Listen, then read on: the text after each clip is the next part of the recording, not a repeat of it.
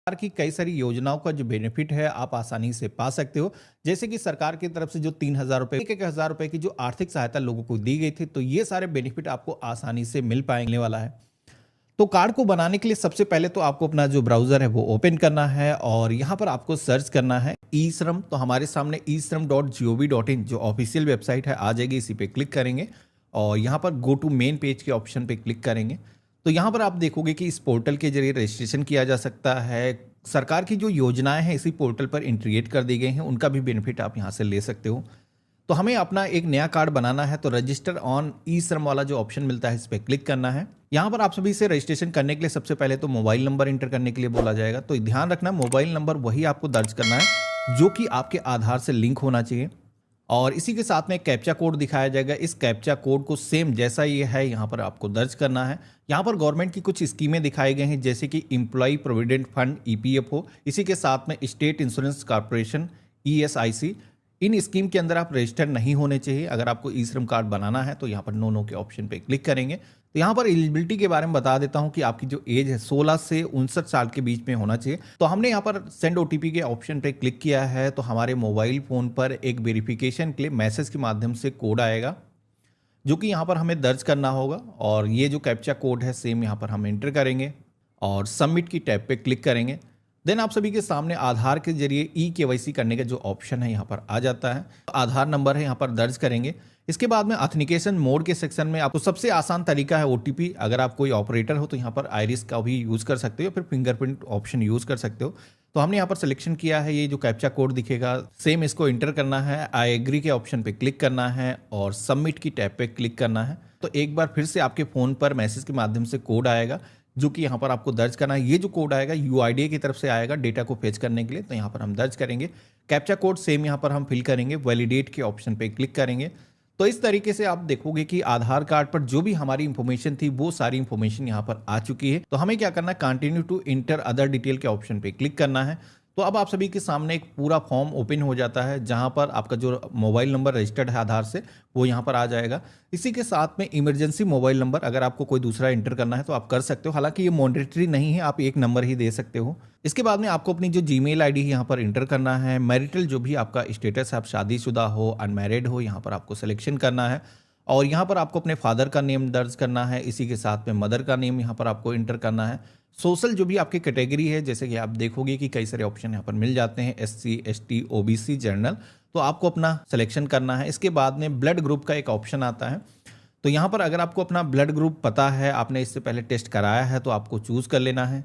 अगर आपको ज्ञात नहीं है तो आप इसको छोड़ भी सकते हो। कोई भी अगर विकलांग है सुनने में या फिर देखने में या फिर फिजिकल किसी भी तरीके की विकलांगता है तो यहाँ पर आपको बताना है इसके ऑप्शन पे क्लिक करके। मेरे केस में अप्लीकेबल नहीं है तो हम यहाँ पर नो के ऑप्शन पे क्लिक करेंगे।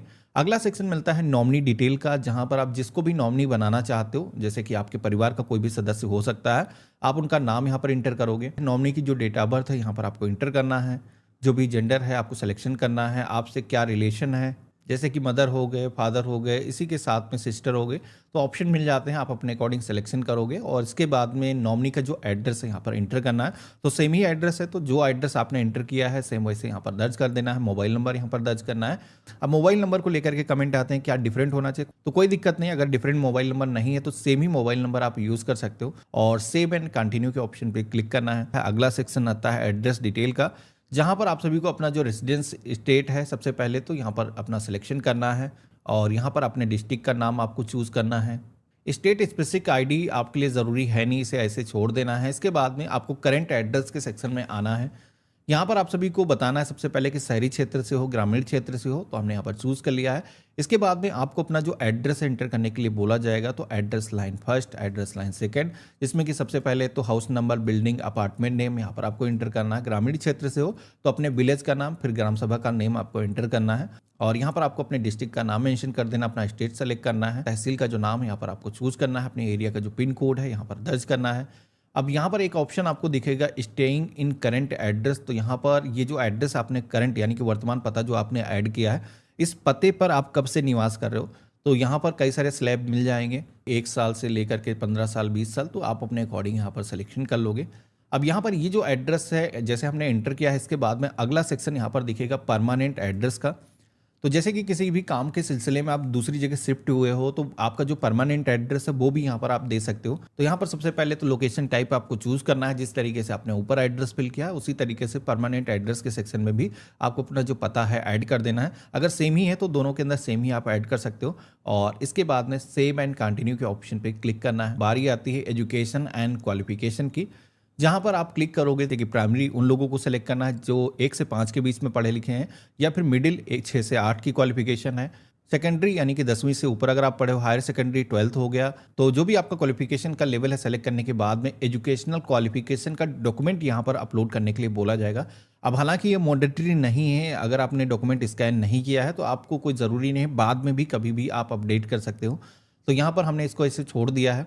इसके बाद में मंथली इनकम स्लैब के बारे में पूछा जाएगा। तो यहाँ पर कई सारे स्लैब दिए गए हैं, आपकी जो मंथली इनकम है कितनी है, जैसे कि 10,000 रुपये, 10,000 से लेकर के 20,000 रुपये तक का या फिर उससे ज़्यादा यहाँ पर ऑप्शन मिल जाते हैं। जिस भी स्लैब के अंदर आती है आपको यहाँ पर सिलेक्शन करना है। इनकम सर्टिफिकेट भी अपलोड करने के लिए बोला जाता है, हालांकि ये भी ज़रूरी नहीं है।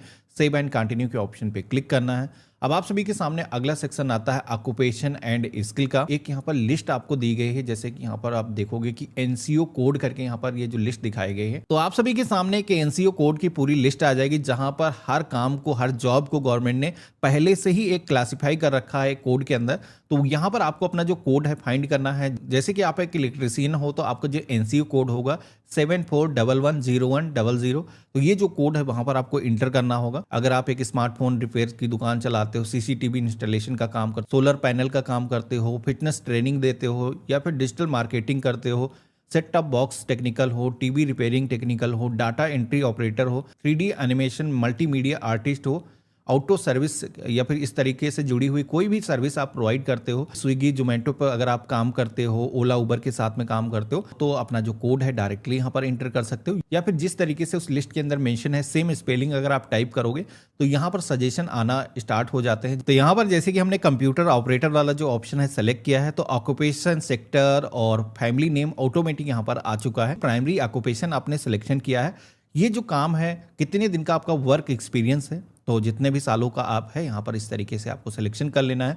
सेकेंडरी ऑक्यूपेशन के सेक्शन में आना है, तो यहाँ पर भी आपको कई सारे ऑप्शन मिल जाते हैं। तो कोई भी सेकेंडरी आपके पास में ऑक्यूपेशन है, स्किल ऐसी है जो आप बताना चाहते हो, तो यहाँ पर आप सेलेक्ट कर सकते हो, नहीं तो एक ही काफ़ी है, एक के जरिए भी कार्ड आपका बन जाएगा। अब ये जो सर्टिफिकेट, अगर आपने कोई गवर्नमेंट की ट्रेनिंग हासिल करी है, आपके पास में कोई ऐसा सर्टिफिकेट है जिससे आप साबित हो ये स्किल आपने हासिल करी है, तो आप अपलोड कर सकते हो।